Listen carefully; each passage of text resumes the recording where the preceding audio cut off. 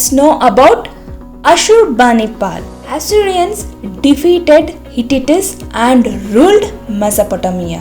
Ashurbanipal was the last great king of the Assyrian. He was a brave warrior and also a poet. He founded a royal library at Nineveh.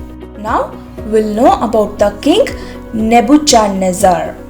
After Assyrians, another Semitic tribe, the Chaldeans, re-established Babylonia.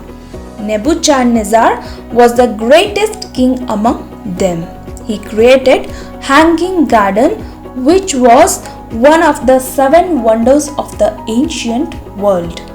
Finally, about 2500 years ago, Emperor Cyrus conquered the city of Babylonia, which resulted in the downfall of Mesopotamia. Let's know about the contributions of Mesopotamian civilization. Mesopotamians were the first to adopt the code of laws in the world.